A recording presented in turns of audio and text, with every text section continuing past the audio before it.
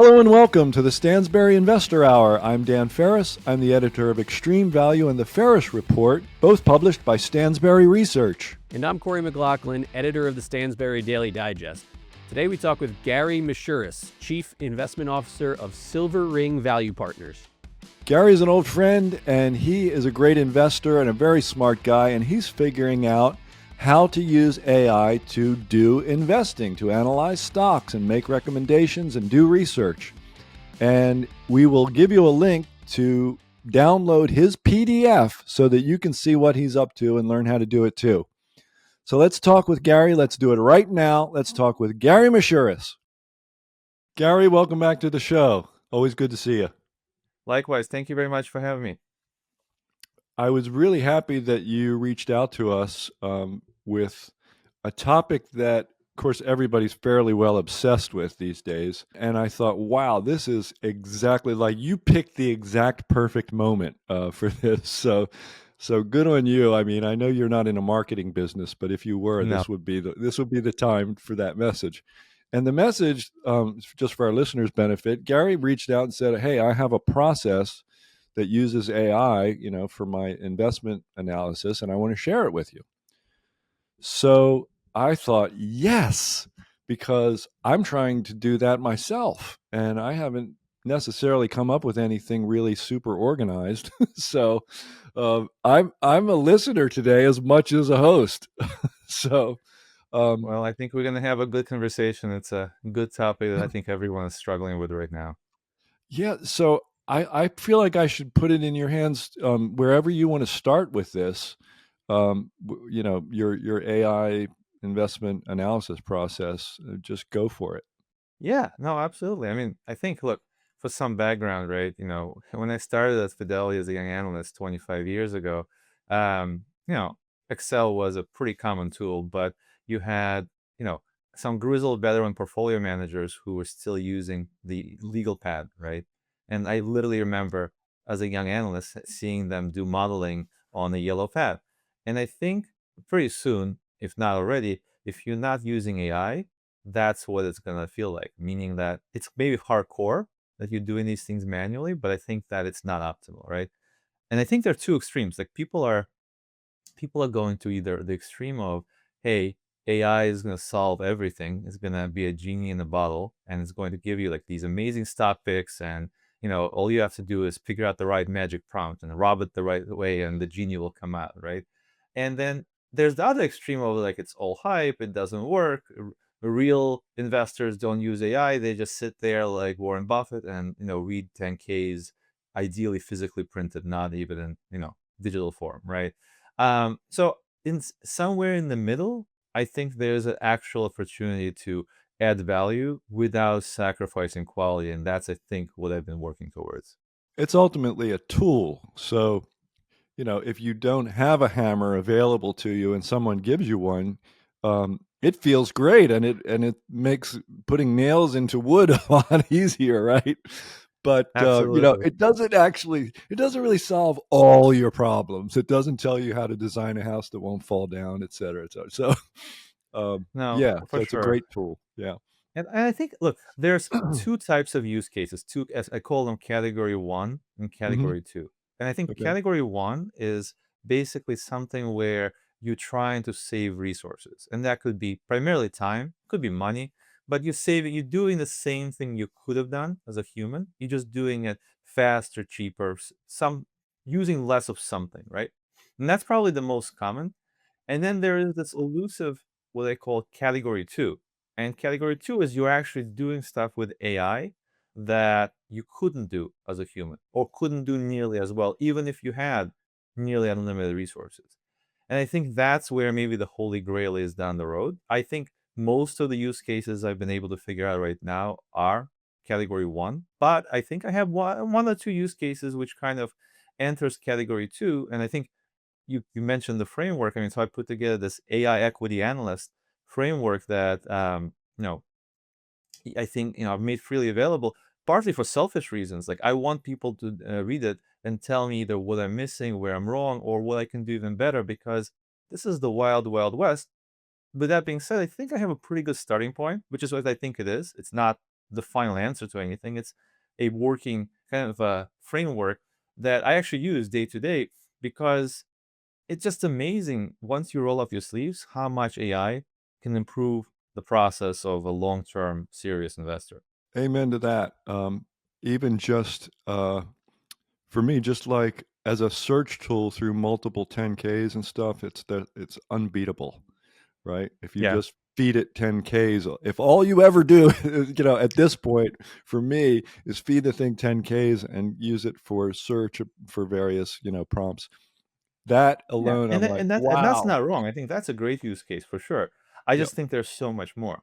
And I Yes. think, like, Oh, if you I think that actually, even though it's just a step back, the way you use AI right now is actually probably of secondary importance to, like, start using it. So if you're listening to this right now, like, just roll up your sleeves and start building it into your process, because if you don't, you wait for some iteration of ChatGPT 17 or Gemini 12 or whatever, you're not gonna have the experience. It takes reps. It takes, like, you have to kind of do trial and error, because, by the way, there are some pretty atrocious results obtainable with AI as well. I so in this framework, in the AI equity analyst, I've tested each prompt, and some of the versions I had to go through to get to a what I think is a working version, they were atrocious, and some of the use cases, AI is just not ready for. But you're only gonna find that out if you start doing it now. And if you do, you're gonna start layering AI into your process. And I think that could be different for you. It might be, a lot more than me or a lot less. But I think start doing it is the main message. I would say even more important than some clever prompt that prompts AI just the right way or something like that. I'm Yeah, really glad you that's a said great that. message. Yeah, I'm glad you said that too, because to the conversations we've been having lately, or even I've just been thinking about AI now compared to, say, even a year or 2 years ago, when it was, what is this? How is this going to change the world and take everybody's job? Now, some people still, think that last part, but um, the conversation now is just more practical. Like what you're saying, you could have more practical conversation about how does this actually work, what are the benefits, etc. If you start trying it, is the key thing. And so I'm glad you brought that point up to the table. Yeah, no, absolutely. And I would say, again, there's a lot of focus on prompt engineering. And like as I just mentioned, it can be important. Like it can definitely make a bad use case good. But I think, and this is my, I don't have any data to prove it, but in my subjective experience so far, like having the right use case, so asking the right question, is like 80%. And then figuring out how exactly to prompt AI for that question is the other 20. Because I think that, you know, like some of my best aha moments with AI in the last 6 months, and I've literally spent like over 100 hours building this out, because it's the return on that time is just so huge. Like I invested, 100, 200 hours, but I'm going to save hundreds of hours per year. So the ROI is incredible. But like some of my biggest aha moments were like, wait, what if I use it for this? And then I'll have like this blocking thought. Oh no, it's going to be terrible at this. No, I'm not going to do it. Well, let me try. And maybe at first it's terrible, or maybe it's 80% terrible, but there's a 20% useful component. And this is another very important point. I think people like talk about AI hallucinating, right? Or AI giving you the wrong numbers, and then they use it as a reason to not use it. I think that is actually like completely backwards. You have to figure out where is it okay to have hallucinations? Like where is it okay to have wrong answers? Let me give you a very straightforward example. So at the top of my investing funnel, I have idea generation, right? So I'm looking for potentially attractive investment candidates. And it actually does not matter if the list AI generates, and I have two prompts in the framework, special situations and a kind of a Phil Fisher compounder prompt that I put together and I kind of tested out. But it doesn't matter if it gives me 20 ideas and 16 of them are terrible. Like what matters is, are there four good ones in there, right? Because I'm not saying you want to delegate everything to AI and go to the beach and come back and see how the portfolio is doing. That's not it. I'm saying you use it as a tool, you stay engaged with it, and you basically go and say, okay, now I have these 20 candidates. that AI generated that I would not have had. And again, using both my own, knowledge and also other AI tools, saying, okay, go through one by one, garbage, garbage, garbage. Oh, interesting, garbage, interesting, interesting. Maybe, okay. And now I have generated something that I wouldn't have had, even though most of the output might have been not great. So that's an important point, I would say. Yeah. It's a learning to use it is a process of trial and error. That I agree, and it's worth it. And there's no other way to go about it. You're riding a bicycle. You're going to get on the thing, and you might fall, and that's the way it is.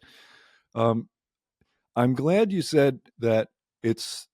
I'm glad you emphasized early in what you just said, that asking questions and querying, prompting is really important, because finally, there's finally a place in the world for somebody who might not be able to write code and might not be a highly technical individual, but who has a lot of questions about what they're doing. And let's face it, if you're looking as we are, as you are, in our somewhat different roles, investment ideas, you have a lot of questions all the time, and you want to know, the best company in this or that industry, or the company that has the least debt in this, industry, or anything like that, and much more. That's much more complicated than that. It's just it's a wonderful thing, I think, that's happened to us, that we have, so this resource that we can just ask questions to without needing a degree in computer science to do it. Yeah, no, absolutely. And I think it's funny you mention it because I have my MIT rank here. I do have computer science degree from back a quarter century ago, but I don't think it's useful because it teaches me how to code something. I think, and I think this is an important insight, right? People think that, okay, AI maybe will flatten, kind of completely level the playing field, and the return to skill will go away because everyone will have access to these, like, genius AI systems that they can just replicate that. No, And I that's think not that's what we're actually, saying at all.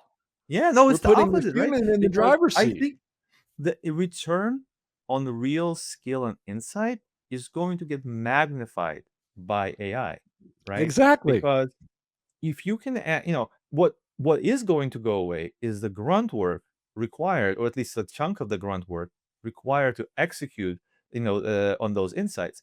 But if you imagine, if you could, think about, yourself as, okay, you have the true value adding things you do, but whatever they are, might, again, different for you than for me, and different for you, the listener, than for me as well. But you have them, and then there's all the blocking and tackling to actually make those insights useful and make them get into your investment portfolio, right?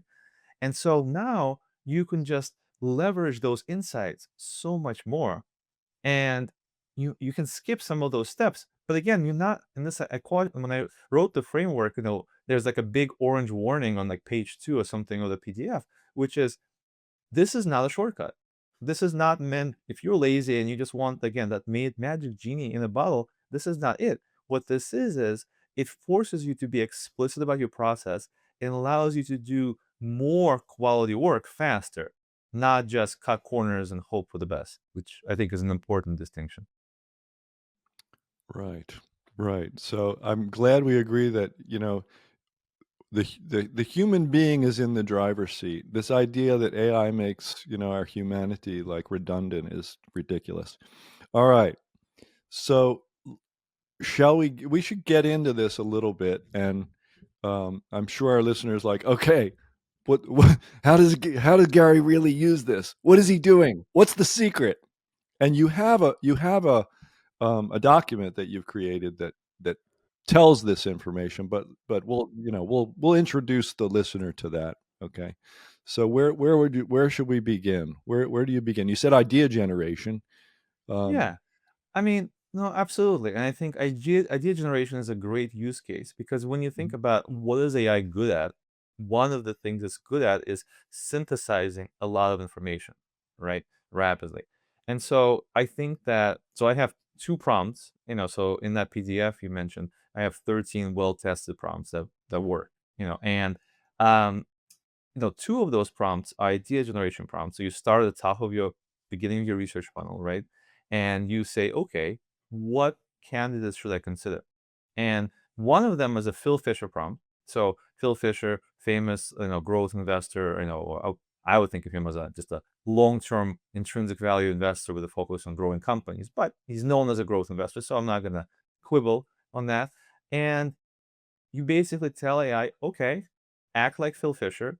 This is not the exact prompt, but go and find ideas with certain parameters. Let's say I want certain countries, certain market cap ranges, what have you, and have the give me a list of things that fit. And Phil Fisher, by the way, in his book, Common Stocks and Uncommon Profits, had these 15 points, kind of a checklist. So you're basically having AI run through the entire market or some subset of the market and have it judge each of these companies on those 15 points. You're gonna get some list. It's gonna take a long time, by the way. This is not like like you're gonna go put it in, It's have it not like a run, quick go to the Google search. gym.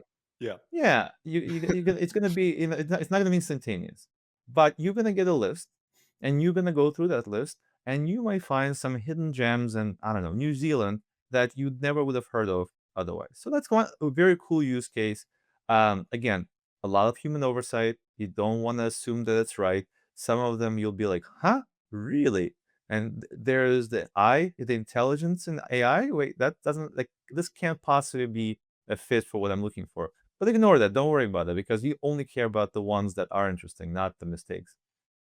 And a completely different approach, like, let's say you are like into just deep value, you want, special situations, things like that, which I know I love, a lot of my investor friends do. And people, like, there are shops that have a full-time special sits analyst. All they do is find and kind of prep these ideas for the PM to look at, right?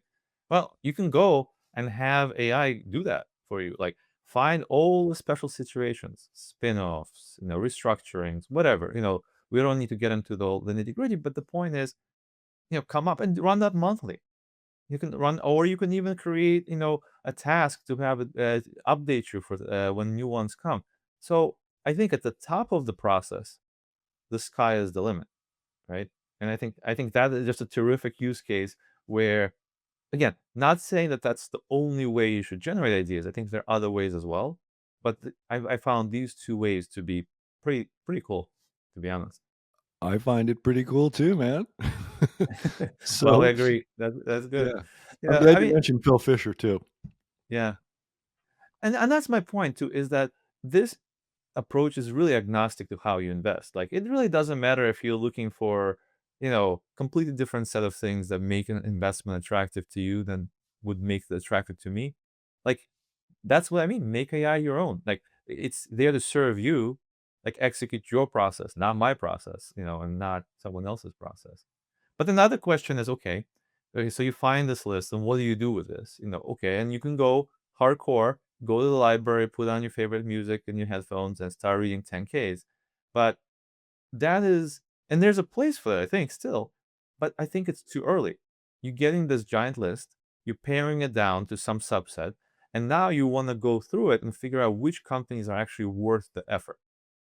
And so I have a whole bunch of prompts from, basic company history and description to, like, put, your Michael Porter structural analysis head on and analyze the quality of the business, all kinds of stuff that the main purpose is for you to get to a quick note, right? Because you get this giant list and you don't really want to spend your manual labor hours equally on every company on that list. That would be foolish. So what you do is you essentially use AI to give you enough analysis to say, no, no, no, maybe, ooh, this is interesting. And now when you say, ooh, this is interesting, this is not, ooh, I'm going to buy some. This is, ooh, that's when I'm willing to spend the human research time and go deeper. That I want our listeners to know that that moment right there that Gary just described is it's the one. I don't know how he feels about it, but I feel strongly about it. That is the moment you pray for every day. Oh, this is interesting, because so much of the time you say no, no, no, too much debt, commodity business, no moat, whatever, whatever it is you're looking for. Like you said, it can be any investment style. But that moment when you go, oh, this is worth looking for, there's something happens where you're confident that even if you wind up saying no, the next hour or two of your time is going to be really well spent.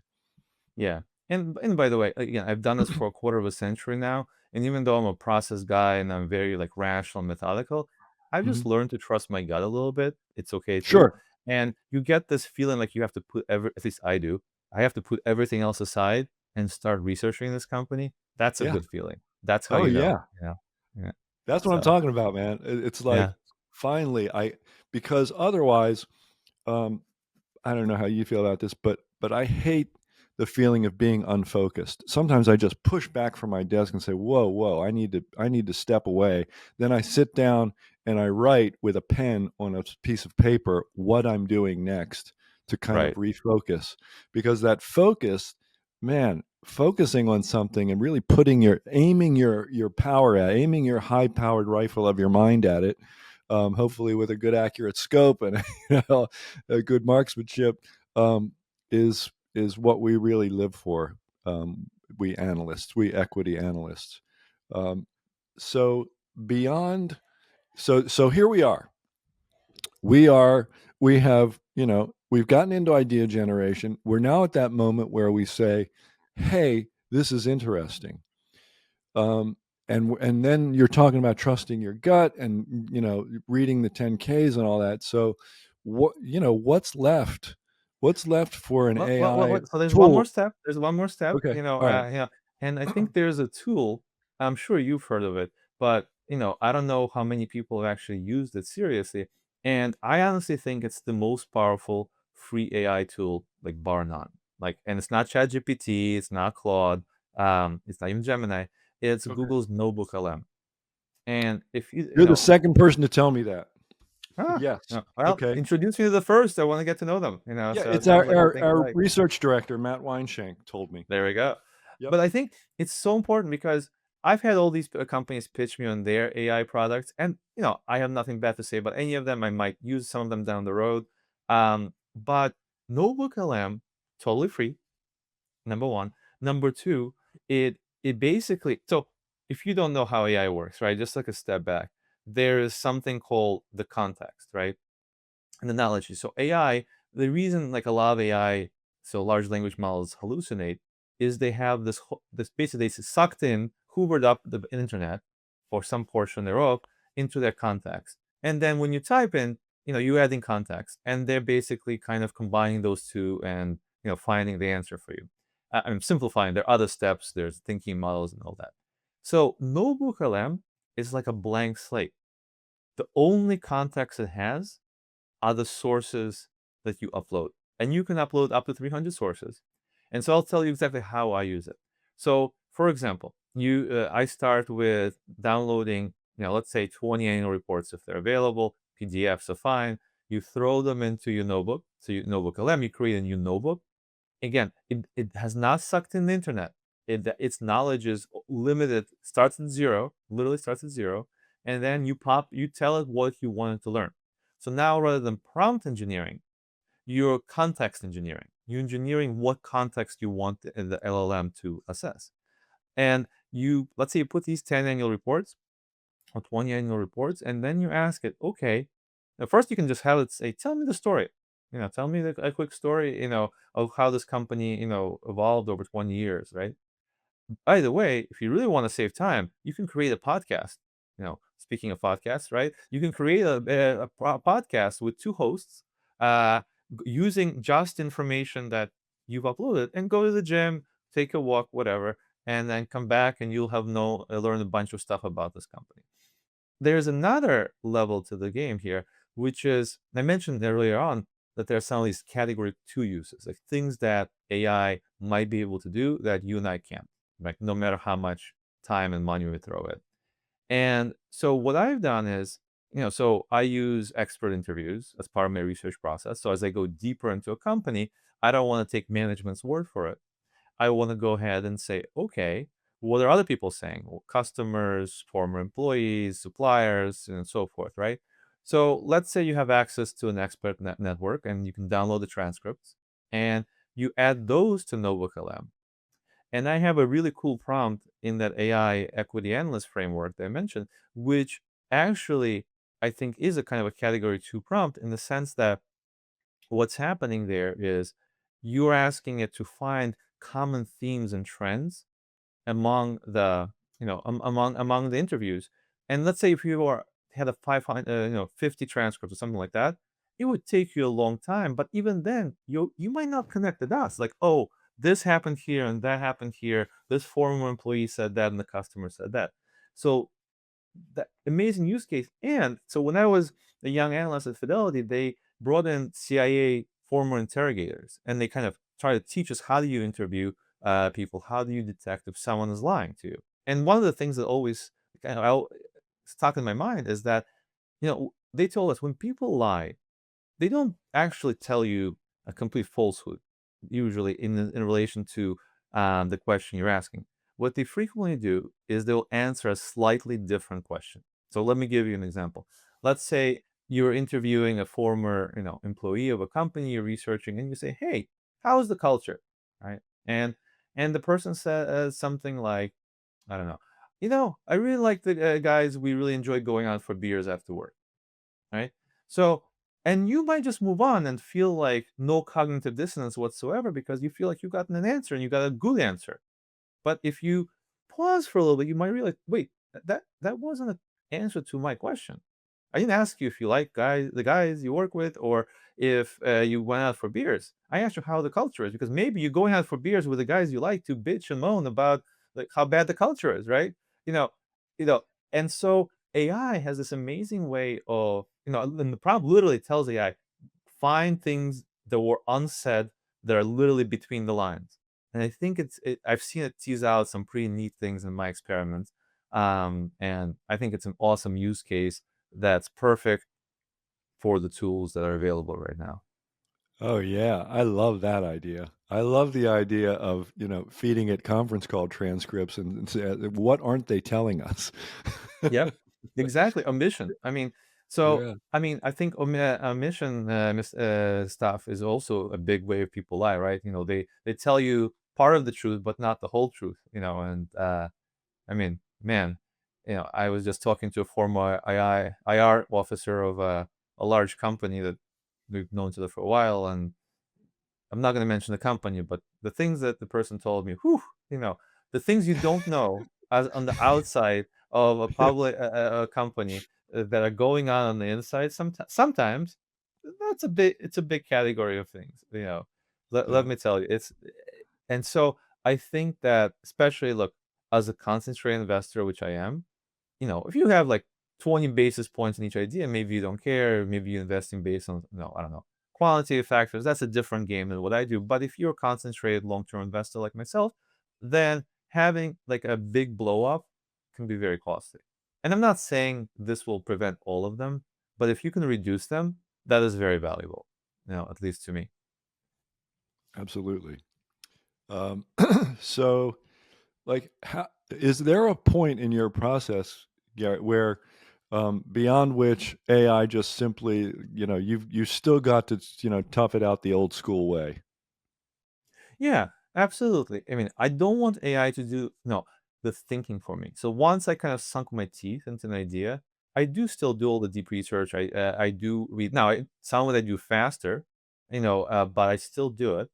I still come up with my own range of values. I still make the decision, and there's actually so all of that is me. And in that framework, I literally have a flow chart which has steps in the process, and blue steps are AI, blue and orange steps are a combination of human and AI, and orange is purely human. And what you'll see as you go further and further through the process is that at the beginning of the process, there's a lot more blue or blue and orange. Towards the end, it's mostly orange. It's mostly me, right? But that way, I can do that mostly orange, the human part, on a lot more ideas. So this is a very interesting topic because I've seen studies where medical diagnoses were done with AI only, human only, and then the combination, and the AI outperformed the other two. So, you know, um, a medical diagnosis is not an investment decision. I get the difference, but you understand why it's an interesting question, at least, right? No, for sure. I mean, and by the way, listen, maybe that's where we're going, right? Maybe in some number of years, AI will be hiring me, and AI will be say, Gary, this is what I need you to do today. I got this, right? So, and then by the way, I've seen some LinkedIn posts where like they show the org chart of a company and all the C-suite is AI, CMO is an agent, right? So you've probably seen those too. But I think today we're not there. I also, frankly, I'm a little bit old school. Like, I, I know what the studies might say, but I don't know when there'll be some glitch, when there'll be some issue, when there'll be something, right? And so, again, see these gray hairs, I've gotten, through the not hard knocks, in the markets over the last quarter century, and I just feel like when the people are trusting me with their money, they're not trusting me to go to the beach and turn on some AI algorithm. They want me to actually make the decision. So I think it's super important to, I mean, different people will come out at different places on this, but for me, I bring actually AI in the end, and let me tell you how I do it because I think it's very important. So you probably know that I'm a big fan of behavioral finance, and my Substack is called Behavioral Value Investor for that reason. I think like essentially in investing, we are frequently our own worst enemies. So there's two more steps at the end that you can do. So you've done all that early stuff, then you've done the deep digging, and then you end up you're gonna pull the trigger, right? Well, no, wrong. You don't pull the trigger. You do two things. Number one is so you write up your thesis, and you put it into AI, and you have it check it. Like, check the logic, I'm not talking about spell checking or grammar here, talking about, are there mistakes of omission? Is it internally consistent? For instance, maybe you say at the beginning, I think investment XYZ is great because of A, B, and C, but then you only go and show A and B. Or maybe there is evidence in your own report that C is untrue, right? So things like that, I think, is a very easy and useful way to have AI point out mistakes before you actually put money to work behind them, right? The other thing is something I call the devil's advocate. And this is an idea I had back in the day. We got a group of, grizzled investors together, friends of mine, and I got them together and I said, okay, guys, we all know behavioral biases are real. We all know we make mistakes. So how about we kind of create a pact, a little club, where once a year you'll be asked to spend a couple of weeks, coming up with a serious opposite case, the devil's advocate case, based on the information someone sends you in a company. And your work buys you that once a year you can ask, someone else to do that for you. And it worked for all of like 6 months, right? And then people got busy. I mean, listen, it's a heavy lift to ask someone to spend a couple of weeks on an idea they don't truly care about, right? It's like we're human, right? It's like I talk to college students where I teach at BAPS and I talk to other groups about investing. I always have these slides in my deck where about comparing investing to dieting, right? So you have, I have one slide with this really fit young woman and with healthy foods and exercise, and which is what we know we should be doing. And then there is the next slide, which is this big fat guy chomping on a donut, which is what happens in reality, right? And so like investing is a little bit like that. Like there's what we wish we were doing ideally, and then there's like the reality. Hopefully it's not as bad as that, but I think you get the gist. And so now I have this AI devil's advocate prompt where its goal now is not to stay limited to just my report. Its goal is to go and be this hunter killer, of my thesis and help me find things that are missing, like, you know, obvious common bias called confirmation bias. What is it? You kind of seek out things that agree with your already predetermined conclusion, and you kind of ignore things that go against it, right? We all do it, except for me. No, I'm just kidding. We all do it. That's the whole point. So I think AI is amazing at that. So you start with AI, you use it a little bit less as you go deeper and deeper into each idea, and then you do the pure human part. At the tail end, you kind of use AI to help you avoid mistakes. So that's kind of my process. I mean, if I'm sure there are people who have, found things I haven't. Again, it's the Wild West, but that's part of the reason I'm sharing this because it's so exciting, and I think there's so much we have to gain from each other in terms of collaborating and looking at how different people are doing this, because we can only get better together. That's the Okay, only outcome. maybe before we go any further, we should tell our listener how they can get to this document of yours because you know you want everybody to read it, right? Yeah, Um, no, I mean, I think it's I think it's a good one. I think I've had a lot of positive feedback on it, and I've had people kind of give me some good pushback on some of these things, and at some point there'll be a version 2 that will be even better because of it. But mm, I'll share a link with you that you'll have. It's just it's a 33-page PDF where I kind of go through everything step by step, and oh, okay. also if for some reason you can't find the link, if you go to the Behavioral Value Investor Substack, it's there was an article a couple of weeks ago that I wrote, which describes the overall framework and then you have a link to download the PDF. Sounds good. Sounds good. Thank you for that. Where do we go from here, Gary? I mean, it sounds like sounds like early. You put a lot of work into it, but this is early days. Like, are you're going to get feedback from perhaps dozens, hundreds, I don't know, of people, and then you're going to come up with a 2.0. And you are I just want to be very crystal clear in case this isn't clear to anybody. You are using this to allocate real money for your investors. Yeah, no, absolutely. Like I just had my annual meeting for the partnership on Friday, and I was talking about this with my partners, and I literally, pulled up the screen of a notebook I have with a gazillion sources of a British company I'm researching, and you know, showed some of the kind of live stuff. Like it's great. It's not like let's design some theoretical thing and see, throw it out there on the internet and get some feedback. It's like actually what I'm doing, understanding that you still have to iterate, and what I'm doing right now will probably be better when I do it in 6 months, in 12 months, and 18 months, and so forth. But it's absolutely a useful tool today, and it will only get better. I mean, I think I think you and I then met in Vail, right? The Friends Vitali's conference for the first, bunch of years back, right? And I was in Vail this summer, and I gave a talk on AI there, and so one of the things I had, you know how these things go. It's a short talk, and then you do Q&A from other experienced investors, and so right where I was supposed to take questions, I said, wait, actually this time we're not gonna do that. And the reason is I already asked AI what questions you guys are gonna ask, and here they are, and so we all had a good laugh, and of course I took questions, but I kind of, it was interesting to see what AI thought the objections were, or the challenges were with using AI. And one of a few things that stood out, one was, hey, is this somehow gonna dull your ability to do research? Like you're gonna atrophy your like primary research muscles? And I think the answer is could, if you use AI incorrectly. But if you use it correctly, you're actually going to get more reps on the things that are the most value adding, and you're going to spend less time. Let me put it this way: you're going to spend less time going to the gym and setting up the weights and doing all this other stuff and changing into your clothes, and more stuff on the bench. Pushing at the Okay. weights. So I I think was that's gonna how I yeah. view it.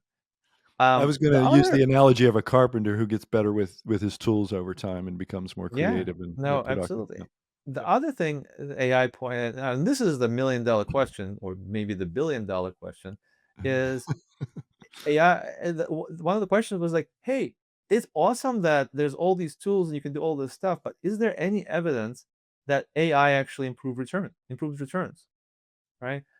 And the honest answer is we just don't know.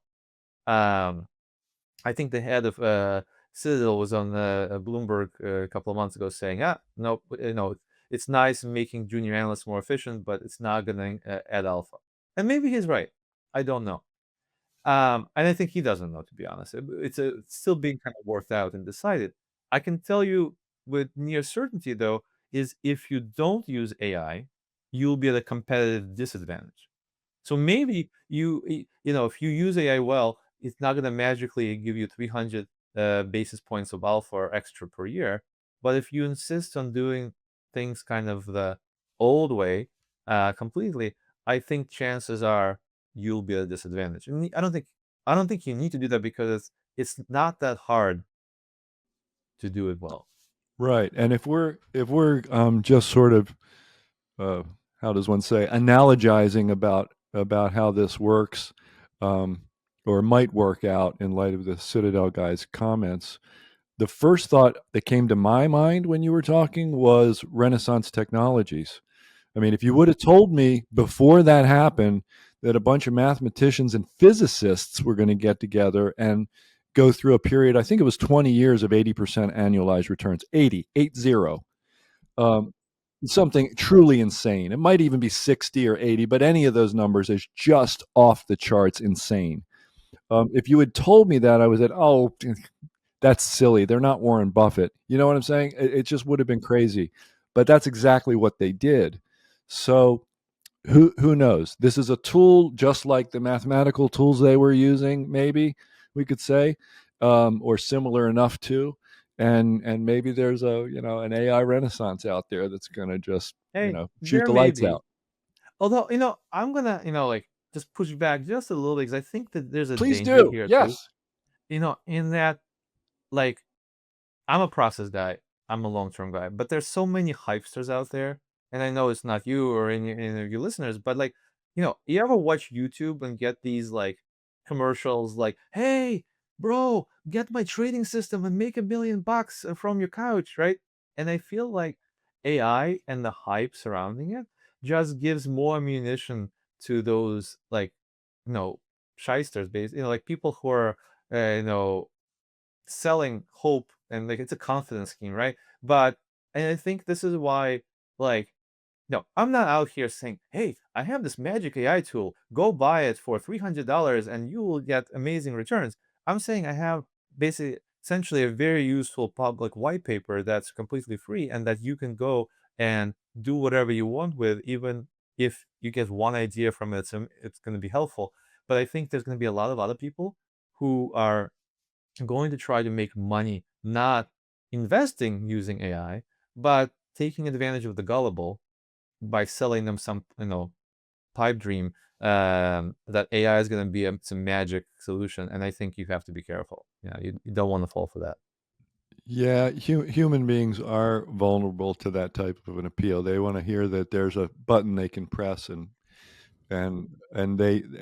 if you're a novice, let's just say, or just really don't know anything about how investing works, you may think that there is some way to just kind of um, figure it all out so that you never ever lose money and you're never wrong and you're always making lots of money, and that just doesn't exist. Yeah. It just No, simply so doesn't And that's how exist. you lose money. Yeah. yeah, no, Right. for Thinking sure. that is how you lose. That's right. Yeah. Yeah. And it's funny. I actually saw a cartoon posted on LinkedIn a few weeks ago. And in the first, like, it's like kind of like two scenes, right? In the first kind of panel, this guy, gives the interviewee the pen, says, "Sell me this pen." You probably all seen those, like, "Sell me this pen," and kind of tests, right? And the second panel, the guy just the interviewer says, "It's agentic." Yeah. And it's such a, for those, like, it's agentic, right? The reference to like the hype around AI agents and all, right? So, so it used to be social proof. It used to be, I don't know, Matt Damon used it to sign his latest contract. That used to be like the right answer. Now it's agentic, right? Is like the punchline. And it's so true, right? There's so much hype and so much, I mean, I think it's good that we are experimenting as a society and as a community and investors and even beyond investors. But I think that only a small fraction of the things we're working on are going to actually work out. And, it's important to be realistic about what AI cannot do at a given point in time. It is an exciting time, isn't it? On the one hand, lots of people like you and us are excited about how to use this new tool, and on the other hand, um, given the business that we're in, you and me and overwhelmingly every guest we ever interview, we can't help noticing that lots of people are investing a lot of capital in data centers that are, I previously represented them as being highly utilized. The load factors, the power usage is great, but the server utilization is not. Mostly, as far as I can tell, under 20%. So the moment strikes me as more similar to the build out of fiber in the late 1990s, early 2000s than I ever thought. With when there was a lot of dark, so-called dark fiber. So there's a lot of dark server capacity, and no return in sight on an investments approaching trillions. There's going to be this $1 trillion, multi-trillion-dollar asset out there if they keep going the way they're going and building the way they're building. Um, and it's just, I don't know how to think. Like, we just spoke with Ben Hunt, and we were saying, boy, Ben, it sounds like you don't think 2026 is going to be a very good year. And it's, I don't know. Do you, just now that we've talked about AI there, let's talk about it as investors. Like, do you have a macro view? Do you have a view on how this is going to play out in the next 6, 12, 18, 24 months? Do you indulge that sort of No, thinking? yeah, no, I hear you. I'm a much more bottom up investor, but listen, I think about these things as well. And I think like the Gartner hype cycle kind of framework is perfect for this, right? Because I think like we've seen this so many times where there is a promising technology. It is capable of doing a lot of new things, but then the expectations for what it actually can do and how quickly it can get those things done, you know, they're way overhyped, right? And I think that some of the studies I've seen, like the amount of extra revenues you need, to actually generate a return on the trillions of investments that are going into AI, those are huge numbers. And I know like Elon Musk is out there saying there's going to be an army of robots, and 10 years from now, no one's going to need to work or something like that. But it's Elon. He's an amazing creator of wealth, but he also likes to fantasize about the future, and a lot of his forecasts don't quite come true. So I don't know. I mean, I also know the reason. I'm sure you've been following the Michael Burry um, saga with his related to your capex questions, that these companies are like manipulating their earnings, like their balance sheet debt, their depreciation is insufficient. So there's a lot of froth in the market. I think that there's a lot of gullible people. Frankly, the last 15 years, we haven't had a real bear market. Like, we had mini corrections where the government quickly stepped in and flooded the market with liquidity. And so there's a whole generation of investors who, like, they know the stocks can go down, but in the back of their minds, they expect the dip buyers will come and they will buy all the stocks and it'll be all okay. And that might be true. But as a student of financial history and markets, like, you and I both know there were like decades where things were not that great, right? And we just happened to be exiting a decade and a half where the markets have been great and very benign and forgiving. So I think you combine that with the AI hype, and despite the fact that AI is quite real, as I think we spend most of the conversation talking about, I think at the end of the day, I think there's a lot of danger in the markets, and I am very nervous that asset prices almost across the board are very frothy, or at least very full. Maybe not frothy in every corner of the market, but certainly not a lot of distress or cheapness going around, and expectations are built for perfection. But what do I know? At least that's my view. They are built for perfection. Yeah.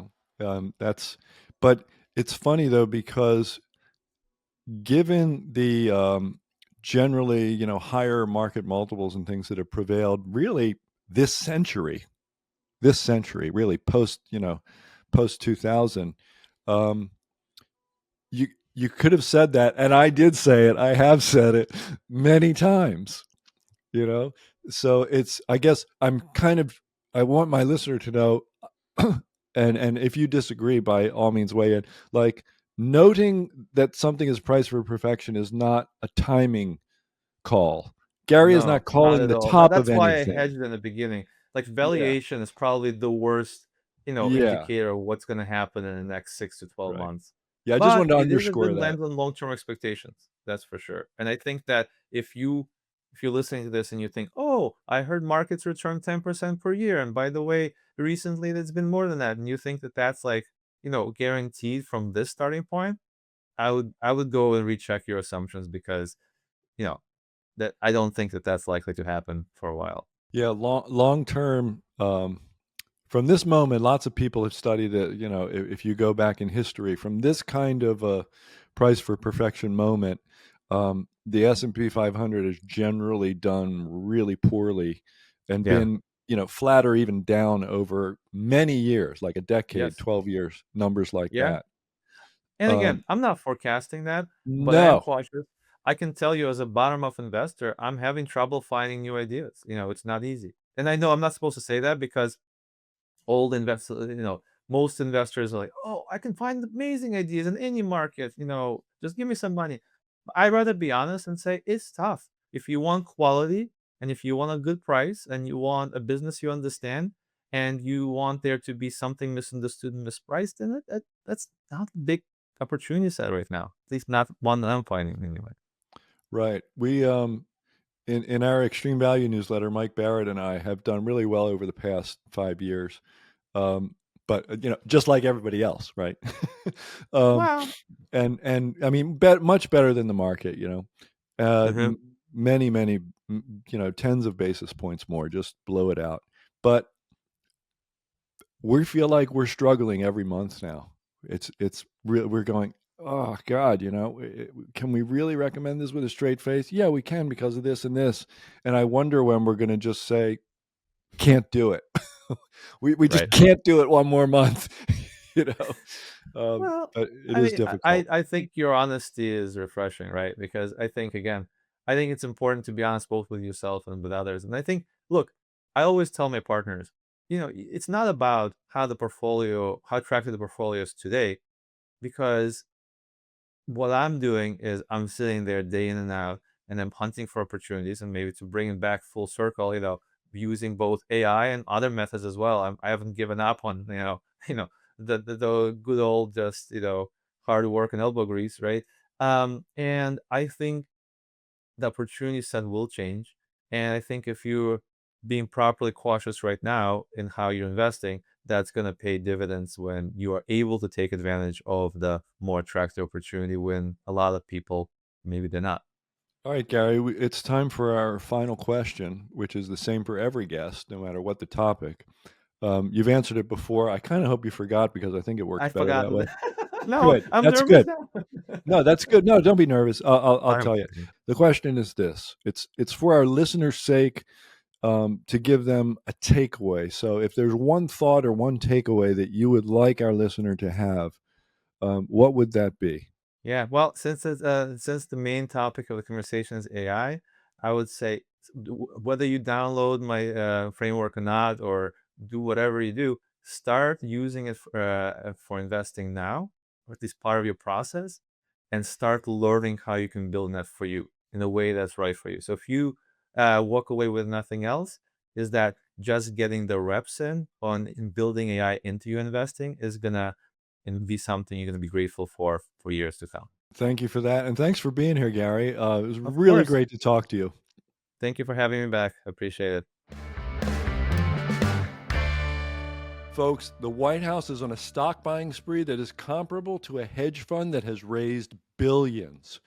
And the stocks in question are surging as a direct result. 200% within 24 hours in one case, 90% in another, and that's just the tip of the iceberg, which is why we're hosting an urgent financial summit, The Stocks That Save America, on Tuesday, November 18th. That's tomorrow. This event will feature a man you may know well, 50-year investing titan Rick Rule, along with my guest today, Nick Hodge. Together, they'll reveal why the success of some stocks could now be a matter of national security, how a select group of U.S. companies could soon play a historic role in rebuilding the nation's industrial backbone and the wealth of regular people, and the name and ticker of a free stock recommendation they believe could soar as this story accelerates, a stock I personally love, by the way. If you enjoyed today's episode, this briefing will be a must-see follow-up. Now head over to www.whitehousestocks.com to learn more and reserve your spot. Again, that's www.whitehousestocks.com. Don't delay. Well, it was great to talk with Gary, and it was great to hear somebody sort of get into it with using AI in an investing process. And I'm so glad that he has this PDF. I have not read it yet. He just gave us the link like shortly before we did the recording here, and I have not gotten into it. I am going to tear that thing apart because I'm struggling right now to sort of figure out AI in my investment process. I use a lot of queries, but they tend to be kind of general, and I wind up having to do a lot of work to get the garbage out of it.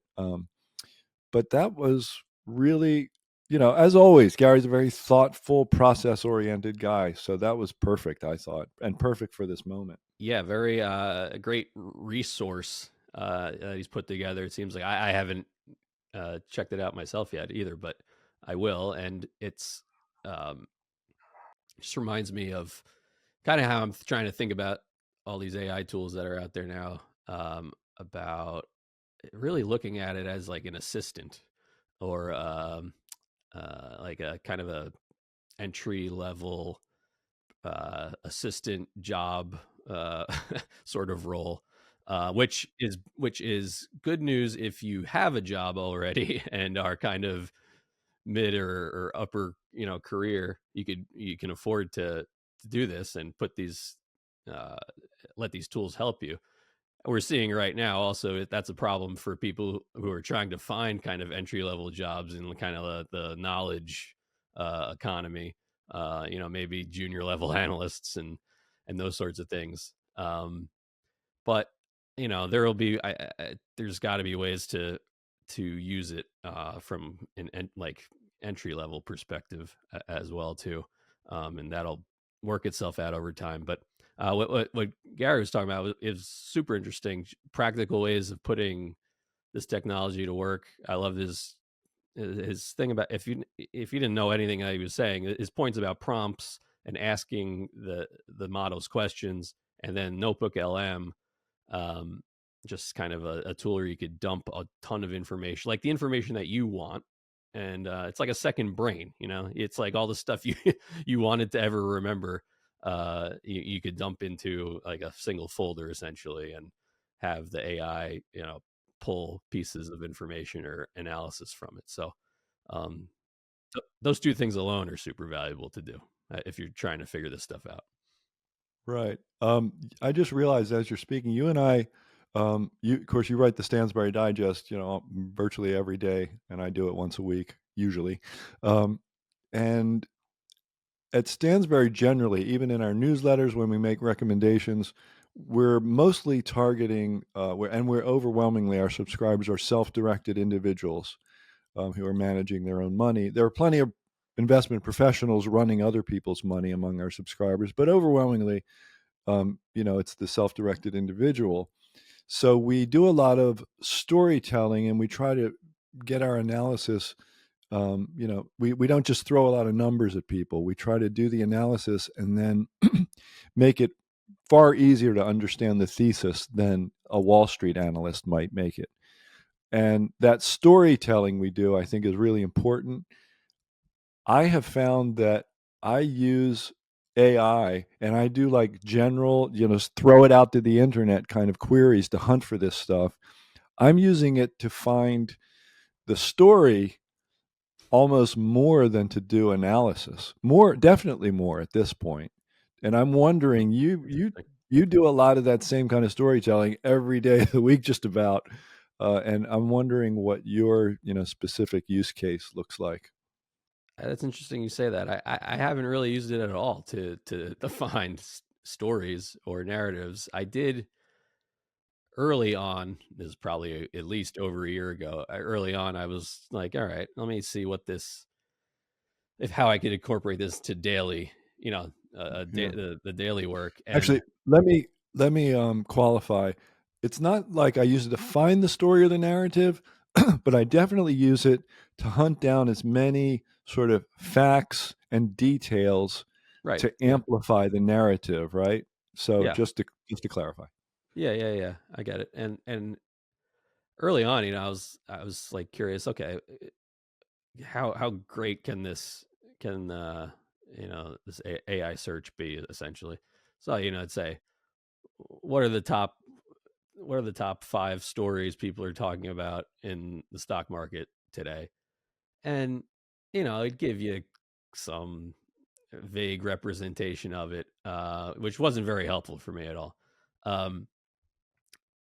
Now, so I use it more as from like a writing, editing perspective, uh, on as like I was saying, as like an assistant. Like, you would have we have editors too, and we will, but to uh, have something written and then have an AI look at it, and may be able to fill in some gaps or tell you if you're missing something, or did you think about this? Kind of what Gary was saying about towards the end, you just kind of use it as a filter. So um, that's really mostly, um, you know, from a daily perspective, it's different because, or for me, I feel like because there's so much happening every day that a lot of times for me, it's just easier. I'm still at the point where it's easier for me to think with my own brain and just put it on the page. And instead of the interstep of going to a technology to tell me what's going on rather than me just doing it myself. I'm still at that point with a lot of this, um, if that makes any sense. But I definitely see the value in adding it to a workflow, um, to just kind of do things that you're not necessarily mundane tasks, but stuff that's like been routine, um, over time. And just once you start using this thing, I think you even start realizing, oh, I don't need to do that anymore, and that's okay. Like I don't need it anymore, and you just do other stuff, and then you'll just do other things, and you won't even be realizing it. Interesting. Okay. Well, I just wanted to see where you were. Um, and I'm sure it'll be different a year from now, right?